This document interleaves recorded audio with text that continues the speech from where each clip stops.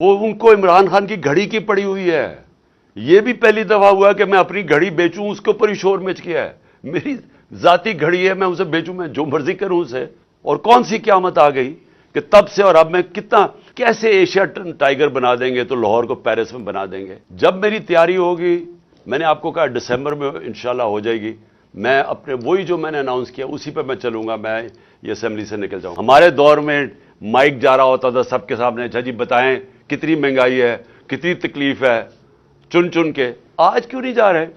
मैं सबसे पूछता हूं, अपनी एस्टेब्लिशमेंट से पूछता हूं, अपने हर तबके के पाकिस्तानी से पूछता हूं कि क्या आपको फिक्र नहीं है कि आप पाकिस्तान किधर जा रहा है?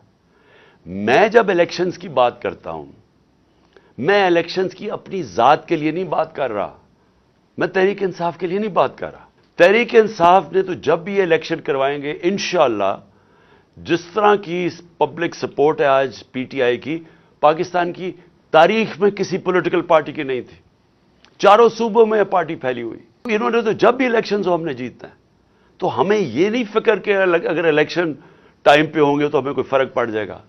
मुझे खौफ आ रहा है कि जितनी देर अब ये गवर्नमेंट चलेगी, इस मुल्क का जो माशी बुरान है वो बढ़ता जाएगा। और वो क्यों बढ़ेगा? क्योंकि जब तक मुल्क में पॉलिटिकल स्टेबिलिटी नहीं आती, सियासी तौर पे मुल्क में इस्तेकाम नहीं आता, तो माशी तौर पे तो इस्तेकाम आ ही नहीं सकता। लिहाजा मैंने जब ये फैसला किया था, मुझे पता था इन्होंने नहीं इलेक्शन करवाने, इसलिए हमारा प्लान पूरा वही है। सबसे ज्यादा शोर मचाया हुआ था महंगाई का कि जी महंगाई मार्च आ गई, इमरान खान ने महंगाई कर दी, कत्ल कर दिया लोगों को।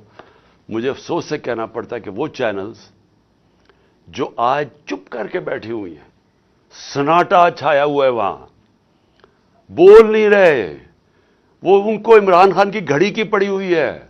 ये भी पहली दफा हुआ कि मैं अपनी घड़ी बेचूं, उसके ऊपर ही शोर मच गया है। मेरी जाती घड़ी है, मैं उसे बेचूं, मैं जो मर्जी करूं उसे। उसके ऊपर कोई बात नहीं कर रहा कि आज लोगों का जो माशी कत्ल हो रहा है। हमारे दौर में माइक जा रहा होता था सबके सामने, अच्छा जी बताएं कितनी महंगाई है, कितनी तकलीफ है, चुन चुन के। आज क्यों नहीं जा रहे?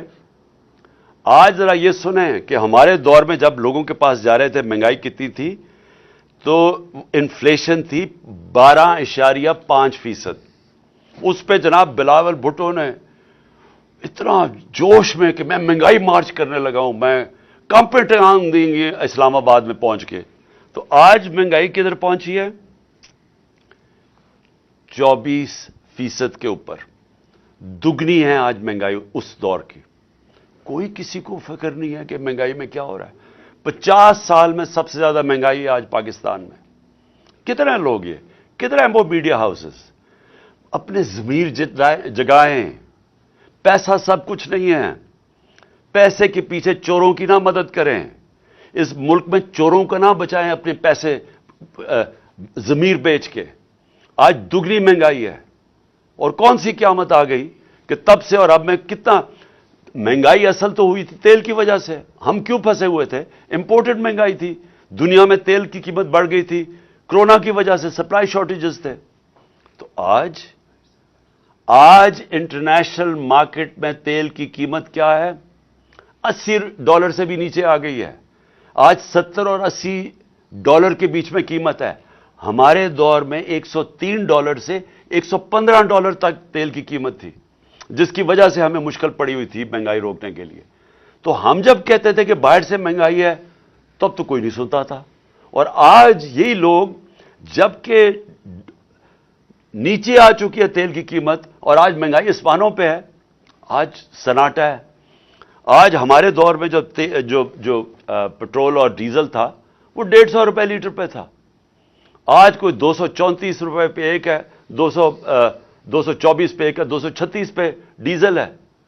तो आज क्यों नहीं, जब डॉलर नीचे, जब तेल नीचे आ गया है, तो आज क्यों नहीं किसी को फिक्र कि लोगों की कमर तोड़ दी है ये पेट्रोल और डीजल के आसमानों पे कीमत गई है, जो आम आदमी को अफेक्ट करती है। कि देखिए हमारा मसला क्या मुल्क का, हमारा मसला ये है कि ये जो दो खानदान 30 साल से बैठे हुए थे, और उससे पहले मिलिट्री डिक्टेटर्स थे, 60 की दिहाई के बाद کبھی کسی پاکستان کی حکومت نے زور نہیں لگایا ایکسپورٹس بڑھانے میں. جب تک آپ ایکسپورٹس نہیں بڑھائیں گے ڈالرز ملک میں کیسے آئیں گے؟ نون لیگ کے پچھلے 5 سال میں ایکسپورٹس زیرو بڑھی ہیں. 5 سالوں میں ان کی ایکسپورٹس نہیں بڑھی. تو جب ایکسپورٹس نہیں بڑھیں گی، مجھے آج تک یہ نہیں سمجھ آئی کہ ملک کی دولت میں کیسے اضافہ ہوگا.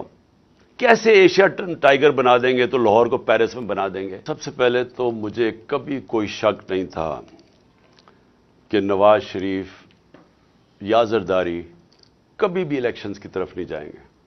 اور کیوں مجھے شک نہیں تھا؟ ان کو ڈر لگا ہوا ہے کہ اگر یہ الیکشنز میں ہار گئے تو ان کو ڈر یہ لگا ہوا ہے کہ اتنی محنت سے جو انہوں نے 7 مہینے میں اپنے کیسز ختم کیے ہیں یہ پھر نہ ریوائیو ہو جائیں. ان کا انٹرسٹ پاکستان کا انٹرسٹ ان کا انٹرسٹ نہیں ہے.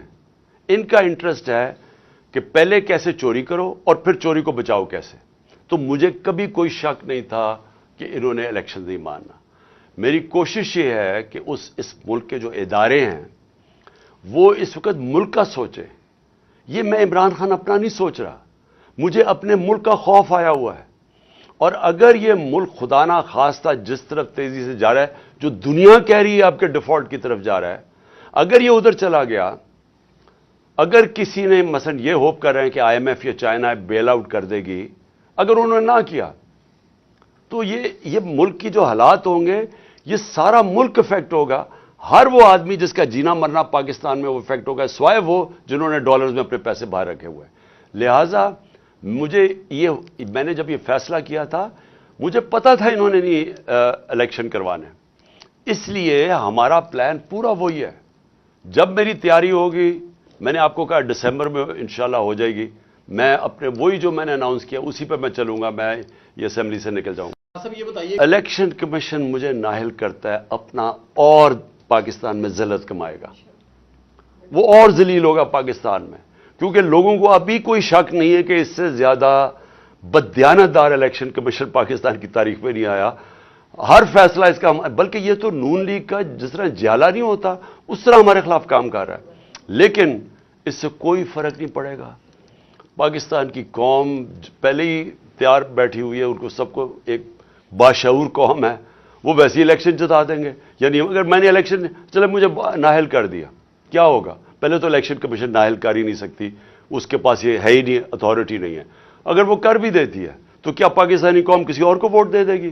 اگر میں نہ بھی پی ٹی آئی کا ہیڈ ہوا تو کیا وہ کسی اور کو ووٹ دے دے گی؟ یعنی یہ سازش، بڑی سازش، یہ رجیم چینج صرف یہی نہیں تھا کہ عمران خان کو ہٹاؤ جبکہ معیشت سب سے تیزی سے ترقی کر رہی تھی، سارے انڈیکیٹرز پازیٹو تھے، اس کو تب گرایا گیا اور ان چوروں کو لے آیا اور ملک نیچے بیٹھ گیا. تو یہ تو ایک دشمن ملک لوگ کر سکتے ہیں. میں اس لیے تو کہتا ہوں کہ جو بھی ملوث تھے اس رجیم چینج میں وہ پاکستان کے میر جعفر اور میر صادق تھے. سارے چوروں کو رہا، سارے چور، اب تو صرف ایک ہی کسر رہ گئی ہے کہ این آر او، وہ جو جیلوں میں بیچارے غریب لوگ گھسے وہ ان کو بھی این آر او دے دو. ان کی تو چھوٹی چھوٹی چوریاں ہیں، یہ تو اربوں کی چوریاں معاف ہو رہی ہیں، وہاں بیچاروں کی ہزاروں میں لاکھوں کی چوری ہے، وہ بیچارے سل رہے، سب کو چھوڑ دے جیلوں میں. اس گھوڑے کے اندر کتنا پمپ بھرے گئے، وہ تو مر چکا ہے گھوڑا. یہ ٹھیک نہیں کر سکتے.